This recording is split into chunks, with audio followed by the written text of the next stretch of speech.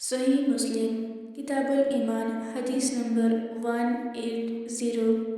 حارث بن فضیل خطمی سے صالح بن کیسان کے بجائے عبدالعزیز بن محمد کی سند کے ساتھ رسول اللہ صلی اللہ علیہ وآلہ وسلم کے مولا ابو رافع سے روایت ہے۔ انہوں نے حضرت عبداللہ بن مسعود رضی اللہ عنہ سے روایت کی کہ رسول اللہ صلی اللہ علیہ وآلہ وسلم نے فرمایا، جو بھی نبی گزرا ہے اس کے ساتھ کچھ حواری تھے جو اس نبی کے نمونے زندگی کو اپناتے اور اس کی سنت کی پیروی کرتے تھے۔ صالح کی روایت کی طرح لیکن عبدالعزیز نے عبداللہ بن مسعود رضی اللہ عنہ کی آمد اور عبداللہ بن عمر رضی اللہ عنہما سے ان کی ملاقات کا ذکر نہیں کیا۔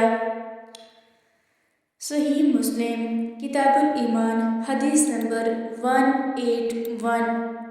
حضرت ابو مسعود رضی اللہ عنہ سے روایت ہے، انہوں نے کہا، نبی اکرم صلی اللہ علیہ وآلہ وسلم نے ہاتھ سے یمن کی طرف اشارہ کیا اور فرمایا، دیکھو ایمان ادھر ہے، اور شقاوت اور سنگ دلی اونٹوں کی دموں کی جڑوں کے پاس چیخنے والوں ربیہ اور مزق میں ہے، جس کی طرف سے شیطان کے دو سینگ نمودار ہوتے ہیں۔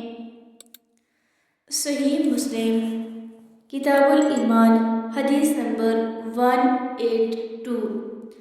ایوب نے کہا، ہمیں محمد بن سیرین نے حضرت ابو ہریرہ رضی اللہ عنہ سے حدیث سنائی۔ انہوں نے کہا کہ رسول اللہ صلی اللہ علیہ وآلہ وسلم نے فرمایا، اہل یمن آئے ہیں، یہ لوگ بہت زیادہ نرم دل ہیں، ایمان یمنی ہے، فقہ یمنی ہے اور درائی بھی یمنی ہے۔ صحیح مسلم کتاب الایمان حدیث نمبر 183۔ عبداللہ بن عون نے محمد بن سیرین سے، انہوں نے حضرت ابو ہریرہ رضی اللہ عنہ سے روایت کی، انہوں نے کہا کہ رسول اللہ صلی اللہ علیہ وآلہ وسلم نے فرمایا، اسی پچھلی حدیث کے مانند۔ صحیح مسلم کتاب الایمان حدیث نمبر 184۔